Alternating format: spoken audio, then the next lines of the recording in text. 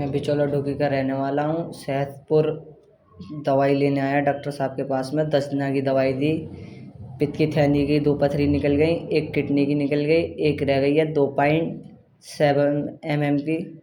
और इनके पास में दवाई ली, मैंने खाई, 10 दिना के अंदर अंदर निकल गई।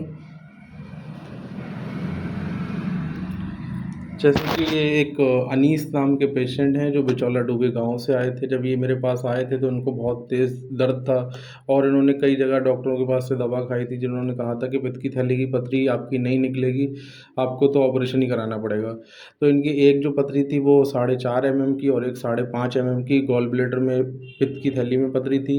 तो वो 10 दिन की दवा में निकल गई है। और इनके दोनों किडनी में पथरी थी, जिसमें कि एक किडनी की पथरी छोटी होकर 2.7 mm की रह गई है और एक किडनी की पथरी बिल्कुल निकल गई है। तो इलेक्ट्रोपैथी मेडिसिन से हमने इनका ट्रीटमेंट किया था। इनको आपको कोई अंग्रेजी दवा, इंजेक्शन, गोली दी थी क्या? कुछ नहीं दिया।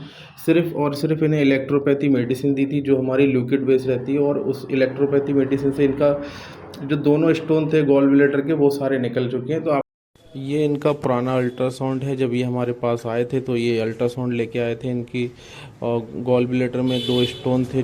एक स्टोन था 3 mm का, एक स्टोन था 4.5 mm का। और अब इनका 10 दिन के बाद हमने ट्रीटमेंट किया है। तो उस 10 दिन के ट्रीटमेंट में इनके दोनों स्टोन निकल गए हैं। और एक इनका पहले किडनी में था 4.1 mm का और राइट किडनी में था 2.9 mm का। तो इनका दोनों ही किडनी वाला एक स्टोन रह गया है, जो कि इनकी लेफ़्ट किडनी वाला 2.7 mm का एक स्टोन, मतलब साइज़ छोटा होके वो रह गया है। बाकी राइट वाला स्टोन निकल गया है। हमने सिर्फ इनको 10 दिन की दवा दी थी। अब ये 10 दिन के बाद दोबारा हमारे